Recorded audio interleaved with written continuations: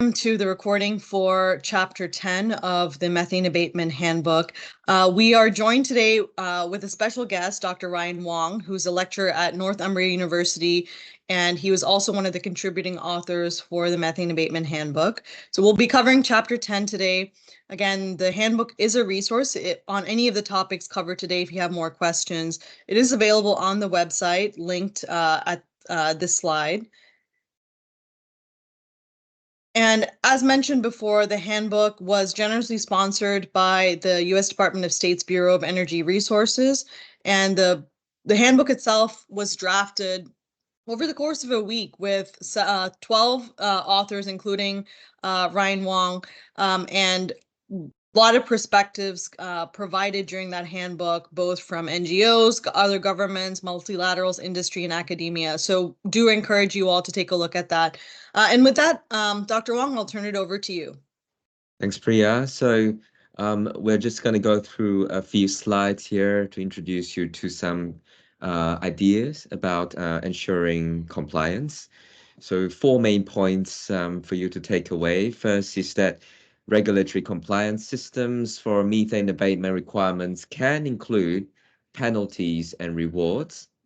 And secondly is the compliance system can also include different types of monitoring, reporting, and public accountability structures, just to make sure that the operators are actually performing at the level that we want to see. That they are the performance is more than just self-implementation. That regulators do not have to rely only on enforcement. That we also, third point is that we also want to see that in designing the regulatory compliance program, that you as the regulators can draw on many other options too. And fourth point is that enforcement actions will foster compliance and a level playing field by providing a credible threat of enforcement for violations. That transparency programs built on will require monitoring and reporting to do the same thing, basically. All right, let me go through some details here for you.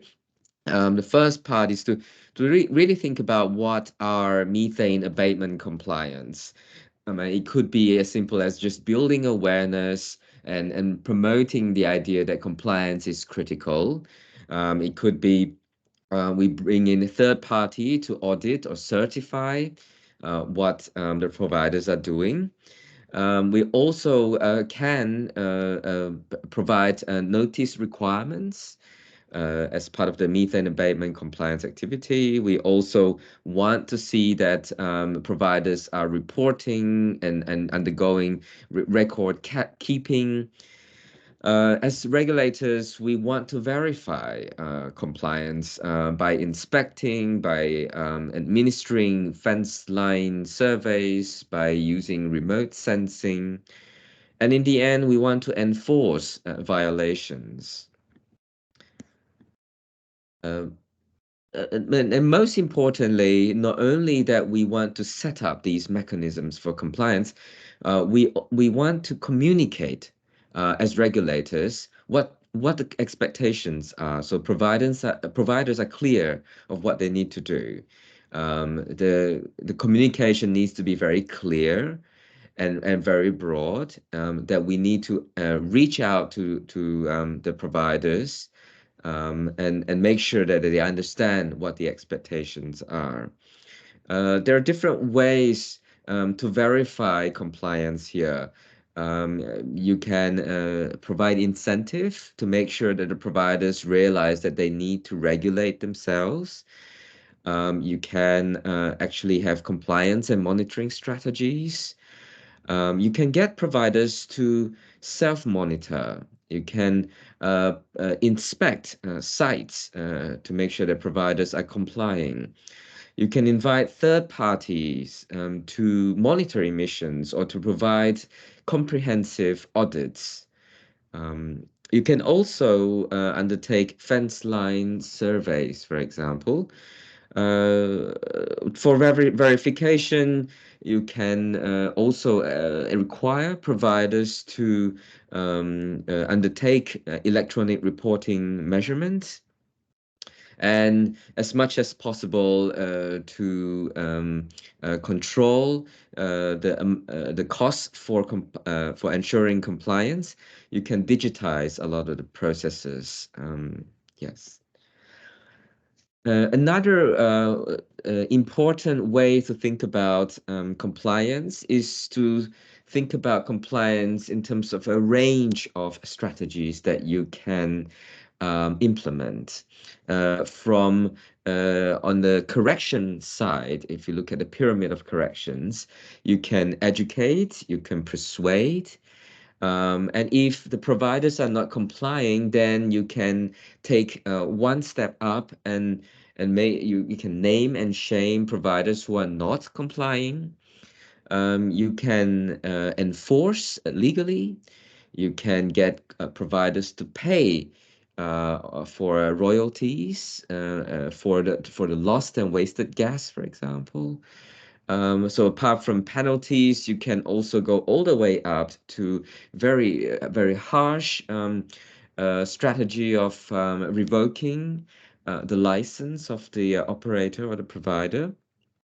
But this is only one side. I think you also need to consider, apart from corrections, the kind of support or incentives that you can provide the operators to make sure that they comply. Apart from education, you also can give informal positive feedback to providers, formal awards and recognition.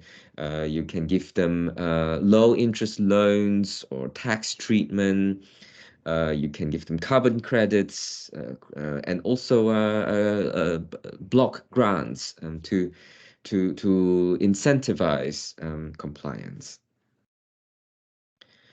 And for enforcement, we realize that it is critical that we foster compliance by making sure that there is also level playing field. That we need to in the same token make sure the providers understand that there is a credible threat of appropriate actions for violations, that they know that we are going to act accordingly. The enforcer needs to be clear that they have legal authority over inspections and enforcement, that they need to show that they have the power to impose when they need, especially when they need to escalate actions. Warning letters, for example, can be sent, and it can be very useful to just inform the company that they have done things that are not quite right and that they need to actually step up and come into compliance. We also want to assess what kind of violation has happened. Is the violation going to cause any actual or potential harm? That the extent of the violation, that's also another dimension to think about. And we also want to think about whether the violators kept doing the wrong thing, think about their compliance history.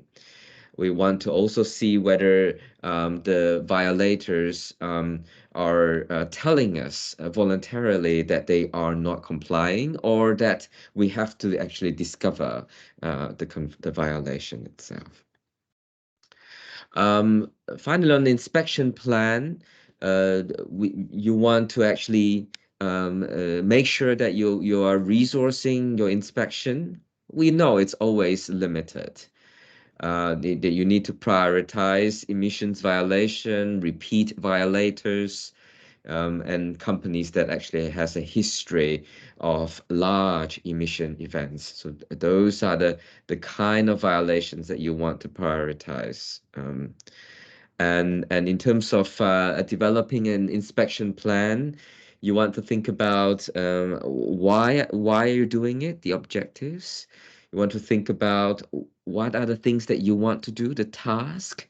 You want to think about the details of the procedures that will help you achieve the task.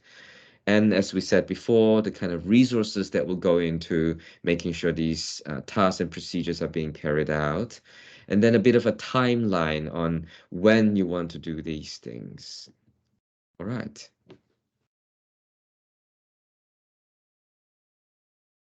Thank you so much, Dr. Wong, for this informative presentation on compliance. Again, please take a look at the handbook for more questions and to dive further into any of the topics that have been covered today. And again, once again, thanks for the U.S. Department of State's Bureau of Energy Resources for funding the handbook and all of this work.